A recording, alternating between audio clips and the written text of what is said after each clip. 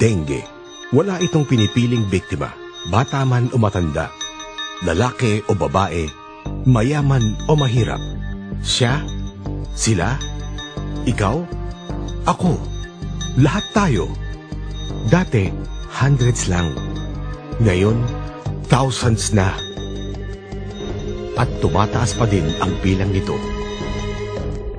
Sa ngayon, patuloy sa pagtaas ang kaso ng dengue. Sa pinakahuling tala ng DOH, sa ibang balita, pinangangambahang umabot sa 80,000 ang maitatalang kaso ng dengue ngayong taon. Para siyang serial killer na pumapatay ng kahit sino, kahit saan, at kahit kailan.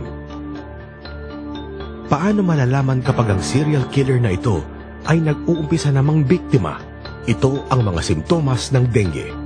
Lagnat, paghina ng katawan, pagsakit ng mga kasukasuan, pagpula ng mga mata, makapantal sa buong katawan, at ang paglabas ng dugo sa ilong at tenga. Ang mga ito ay ilan lamang simptomas na pinagdadaanan ng isang biktima ng dengue. Mga simptomas na pwedeng maranasan ng kakilala mo o ng mga mahal mo sa buhay. Kaya kailangan tayo'y magkaisa, magsama-sama. Kailangan sama-sama tayo. Nasa kamay natin ang kaligtasan nila. Sumali sa REAP. Layunin nitong bigyan ng pag-asa ang taong bayan laban sa dengue. Reduction. Ang unang hakbang ng REAP ay may layuning pababain ang kaso ng paglaganap ng dengue. Dito matututo din tayong gumamit ng biolarvicide upang puksain ang mga lamok na ito habang sila ay mga larvae or kiti-kiti pa lamang. Bilang isang community, maaari nating magampanan ito sa pamamagitan ng pag-aral ng simpleng mga paglinis ng kapaligiran, lalong-lalo na ang mga lugar na pinamamahayan ng mga lamok na sanhi ng dengue.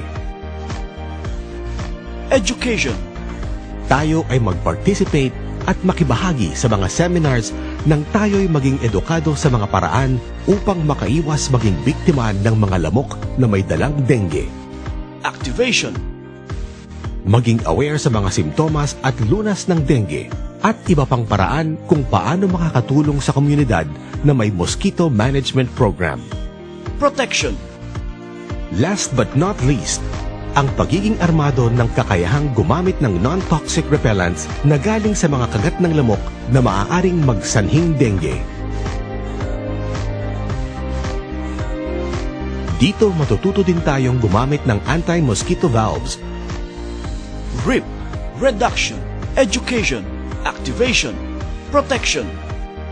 Ngayon, may laban na tayo sa serial killer. At sigurado kung tayo'y magsasama-sama, maliligtas natin ang ating mga mahal sa buhay mula sa dengue. Laging tandaan, wala sa iisang kamay ang kaligtasan ng lahat. Nasa ating lahat ang kaligtasan ng bawat isa. REAP. Sali na!